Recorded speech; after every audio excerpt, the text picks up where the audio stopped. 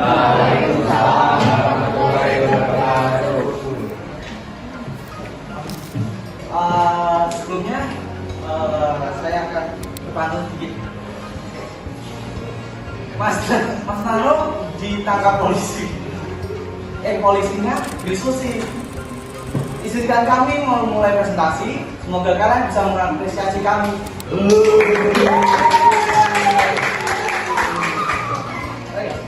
Sebelum itu, terima kasih sudah mengizinkan kami di sini untuk mempresentasikan materi tentang mencegah global warming. Sebelum itu, perkenalkan yang pertama saya. Nama saya Muhammad Adi Firmansyah dari kelompok 3 dari kelas 10-5 selaku moderator di sini. Perkenalkan, nama saya Drapi Atama dari kelompok 3 dan dari kelas 10-5. Perkenalkan, nama saya Fakultas Ilmu dari kelompok 3 kelas 10. Perkenalkan, nama saya Adina Tribanayati dari kelas 3 kelas 10. Perkenalkan, nama saya Anissa Abigail Lestari dari kelompok 3 dari kelas 10. Perkenalkan, nama saya Anissa Syama Putri dari kelompok 3 kelas 10. Perkenalkan, nama saya Chandra Dua dari kelompok 3 10. Teman-teman, akhirnya kami di sini depan ini akan menyampaikan materi tentang seperti tadi mencegah global warming. Oke teman-teman semua, materi mengenai cara mencegah global warming, semoga kalian bisa memahami dengan baik. Itu ada 3: menambah wawasan mengenai pemanasan global, kedua menumbuhkan rasa cinta terhadap alam, ketiga mengenal lebih dalam mengenai keadaan alam. Selanjutnya adalah, apakah kalian sudah tahu apa itu global warming? Belum. Jadi, global warming adalah pemanasan global atau global warming adalah suatu bentuk ketidakseimbangan ekosistem di bumi akibat terjadinya proses peningkatan suhu rata-rata atmosfer dan daratan di bumi. Global warming merupakan suatu proses yang ditandai dengan naiknya suhu atmosfer, laut, dan daratan. Sekedar info, suhu rata-rata global pada permukaan bumi telah melonjak 0,74 kurang lebih 0,18 derajat Celcius atau setara dengan 1,33 kurang lebih 0,32 derajat Fahrenheit dalam 100 tahun terakhir. Dan yang berikutnya yaitu cara mengatasi global warming. Satu yaitu hemat energi di rumah. Sebagian besar listrik dan panas kita dihasilkan dari batubara, minyak, dan gas. Gunakan lebih sedikit energi dengan meminimalkan kebutuhan memanaskan dan mendinginkan suhu, beralih ke boiler lampu LED dan peralatan listrik hemat energi. Mencuci pakaian Anda dengan air dingin atau menjemur cucian Anda alih-alih menggunakan mesin pengering. Selanjutnya, cara mengatasi global warming yang kedua, jalan kaki, bersepeda, atau naik transportasi umum. Jalan raya dipenuhi kendaraan yang mayoritas menggunakan bahan bakar solar atau bensin. Berjalan kaki atau bersepeda daripada menggunakan kendaraan bermotor akan mengurangi emisi gas rumah kaca sekaligus meningkatkan kesehatan dan kebugaran Anda. Untuk jarak yang lebih jauh, pertimbangan untuk naik kereta atau bus. Selain itu, apabila memungkinkan, cobalah dibagi pulang. Dan yang ketiga adalah perbanyak makan sayur. Mengkonsumsi lebih banyak sayuran, buah, gandum, legum, kacang-kacangan, dan biji-bijian, serta lebih sedikit daging dan susu dapat secara signifikan menurunkan dampak lingkungan Anda. Memproduksi makanan nabati umumnya menghasilkan lebih sedikit emisi gas rumah kaca dan membutuhkan lebih sedikit energi, tanah, dan air. Dan cara mengatasi global warming yang keempat, pertimbangkan transportasi Anda. Pesawat terbang menggunakan banyak bahan bakar fosil menghasilkan emisi gas rumah kaca yang signifikan, karena itu menggunakan lebih sedikit transportasi udara dan dapat menjadi salah satu cara tercepat untuk mengurangi dampak lingkungan Anda. Ketika memungkinkan, lakukan pertemuan secara virtual dengan naik kereta atau bahkan menjadi kecil-kecil. Dan yang kelima, buang lebih sedikit makanan. Saat buang makanan, Anda juga buang sumber daya dan energi yang digunakan untuk menanam, memproduksi, mengemas, dan mengangkutnya, dan ketika membusuk, tempat pembuangan sampah, makanan menghasilkan metana, gas rumah kaca yang kuat. Jadi gunakan apa yang Anda beli dan buatlah kompas dari siapapun.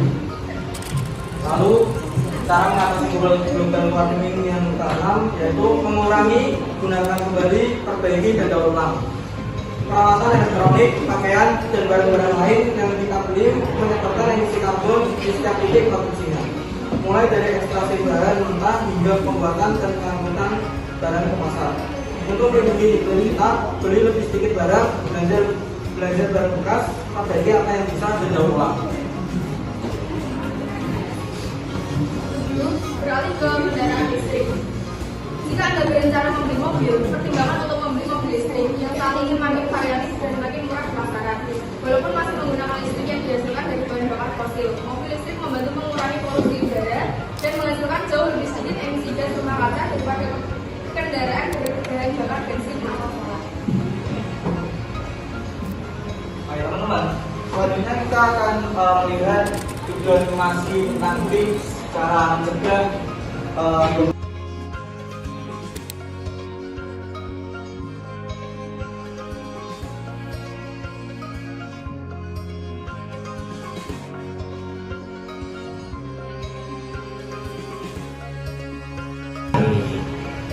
semuanya udah paham belum? Belum. Oh belum kenapa? Selanjutnya kita akan nonton video tentang apakah kita bisa menerbitkan matahari agar global warming tidak terjadi. Bisa coba? Selamat malam.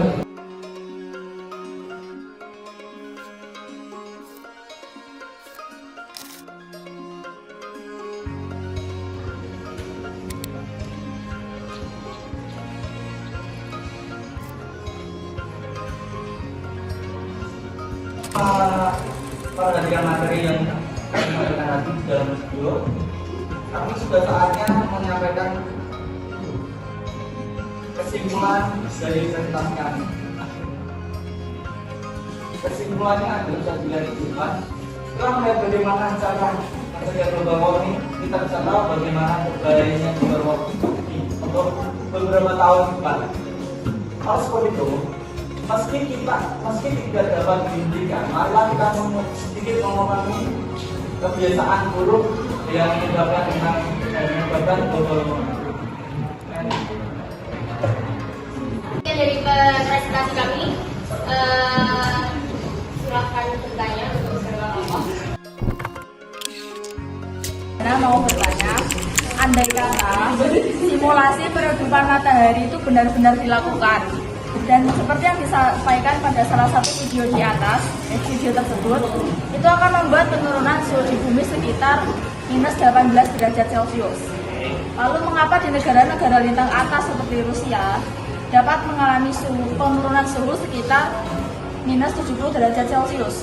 Nah, itu pertanyaannya, minus 18 derajat Celcius itu penurunan dari suhu seluruh permukaan bumi atau penurunan setiap tahunnya apabila simulasi itu benar-benar dilakukan?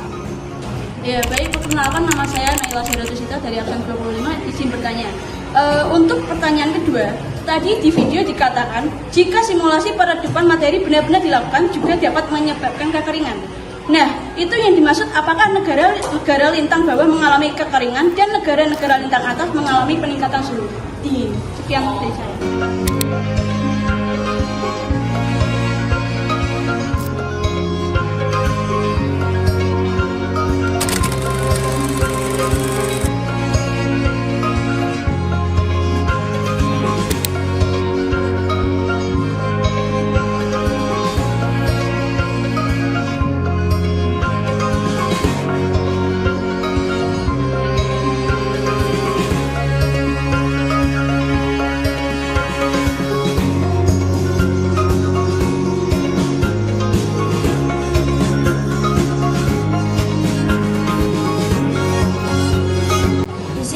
Menjawab pertanyaan dari Kak Cahaya. Jadi penurunan suhu bumi sekitar min 18 derajat Celcius dari akibat peredupan matahari adalah penurunan setiap tahun. Karena jika itu terus berlanjut, suhu dalam bumi pun ikut menurun dan akan memberikan penurunan suhu setiap tahunnya setiap daerah. Ya, kalian pasti tahu bumi memiliki beberapa lapisan yang terdiri dari magma, sulfur oksida, dan karbon dioksida. Jadi jika simulasi benar-benar dilakukan, maka bumi akan membeku dan terus mengalami fase zero day secara berulang-ulang. Sekian. Ya, ada dua kesimpulan. Simulasi peredaran matahari menyebabkan kekeringan, hujan, pendinginan. Nah, tadi disampaikan Vina, pendinginan itu minus 18 derajat Celcius terjadi di seluruh permukaan bumi, bukan di berbagai benua saja. Nah, kenapa kok tadi juga disimpulkan akan menyebabkan kekeringan jika ujung-ujungnya pembekuan? Itu pengeringan dulu baru pembekuan, akan pembekuan baru pengeringan. Peredaran matahari itu kan mengalami pendinginan dan juga pengeringan. Nah, pendinginan itu yang dilakukan oleh peredaran matahari, sedangkan pengeringan itu dilakukan ketika fase zero day terjadi. Jadi fase zero day itu disebutkan dalam video bahwa fase zero day itu tidak terjadi terus-menerus. Ada jarak beberapa hari mengalami fase zero day dan jarak beberapa hari mengalami mengalami peredaran. Nah, kalau misalnya ditanyakan jadi pendinginan atau pengeringan, jadi keduanya itu dilakukan. Kalau yang lebih dulu itu pastinya pendinginan, lalu pengeringan. Apa sih yang bahaya dari pendinginan itu? Pendinginan itu akan mengalami pembekuan dari inti bumi dan seluruhnya yang ada di bumi. Dan pengeringan itu setelah pendinginan akan mengalami semua menjadi kering, seperti kutub utara dan kutub selatan, dan semua yang menjadi es yang telah dilakukan oleh peredaran matahari. Jadi setelah pengeringan zero day itu terjadi akan mengalami kebanjiran, dan itu membahayakan bagi bumi. Izin menjawab pertanyaan dari kelompok 1 dari Nela, bahwa jika lintang utara mengalami kenaikan suhu, Lintang atas bawah dari utara selatan. Iya, atas bawah iya. jika salah satu lintang tersebut mengalami kenaikan suhu atau penurunan suhu, maka hal tersebut tidak akan mungkin, karena jika salah satu lintang tersebut mengalami penurunan suhu, maka lintang yang satunya akan mengalami penurunan suhu juga. Dan sebaliknya, jika satu lintang mengalami pembekuan, maka satu lintang yang lainnya akan mengalami pembekuan juga. Terima kasih. Perkenalkan, saya Azila Serenjala, absen 8 dari kelompok 2. Izin bertanya, jika program peredaran matahari benar dilaksanakan, apakah ada dampak tertentu untuk kehidupan di bumi? Perkenalkan, nama saya Muhammad Rombi Dedi dari absen 22 kelompok 2. Izin bertanya, mengapa mengonsumsi daging berdampak pada global warming? Izin menjawab pertanyaan dari Azila Zaran dari kelompok 2. Jadi, dampak dari peredaran matahari bagi bumi adalah jika peredaran matahari dilakukan atau benar-benar dilakukan, maka bumi akan mengalami suhu yang turun. Jadi, jika suhu yang turun itu akan membahayakan beberapa makhluk hidup yang berada di bumi. Contohnya saja, tumbuhan yang membutuhkan sinar matahari untuk fotosintesis, dan hewan yang membutuhkan kehangatan ketika matahari itu muncul. Terima kasih. Izin menjawab pertanyaan dari kelompok 2 dari Muhammad Romi Zadani. Dari setiap daging sapi yang kita konsumsi akan menyebabkan terlepasnya gas rumah kaca seperti metana, CO2, dan nitrogen oksida yang memiliki dampak besar terhadap pemanasan global. Emisi gas rumah kaca tersebut dihasilkan dari berbagai proses seperti peternakan, pengemasan, pendistribusian, hingga proses konsumsi. Terima kasih. Saya Bapak Tasri Maulana dari kelompok 4 absen kelas saya kelas 25. Mau bertanya, mengapa peredaran matahari menjadi salah satu mencegah pemanasan global, sedangkan peredaran matahari dapat menyebabkan penurunan suhu bumi yang dapat membunuh makhluk hidup bumi? Perkenalkan, saya Indah Pridiana Naswari dari kelompok 4. Izin bertanya, Salah satu pencegahan dari pemanasan global adalah dengan mengurangi transportasi udara. Lalu bagaimana dengan seseorang yang harus berpergian ke benua lainnya?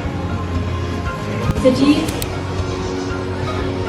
mengapa meredupkan matahari menjadi salah satu cara mencegah global warming? Para ilmuwan bisa saja melakukan eksperimen mengenai melemparkan gas magnet ke atmosfer bumi dan itu bisa dilakukan secara sementara.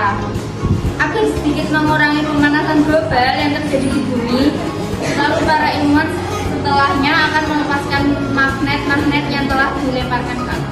Peredupan matahari itu menjadi salah satu cara mencegah global warming karena para ilmuwan menemukan cara eksperimen yang digunakan para ilmuwan yaitu melemparkan magnet-magnet ke atmosfer bumi. Dan itu belum dilakukan karena para ilmuwan memikirkan dampak-dampak dari mengirimkan magnet-magnet itu ke atmosfer. Jadi dampak-dampaknya itu seperti zero day. Zero day itu seperti hari kosong tanpa ada kekeringan, karena adanya kekeringan dan tidak ada tumbuhan atau yang lainnya. Dan itu membahayakan makhluk-makhluk di bumi. Jadi untuk cara mencegah, untuk peredupan matahari masuk ke cara mencegah itu karena baru diangan-angan oleh para ilmuwan dan belum pernah dilakukan.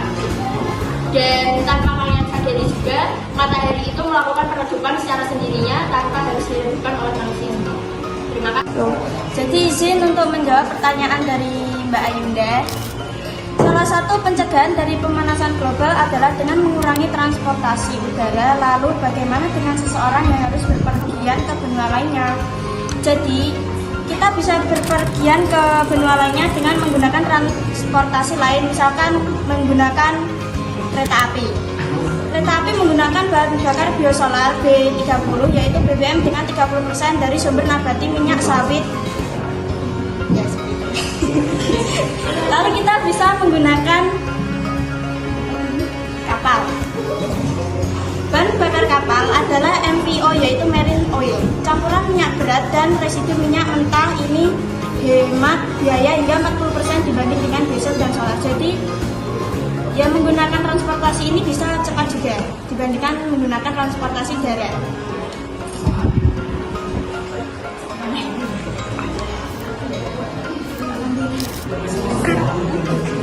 Sudah paham belum atau harus?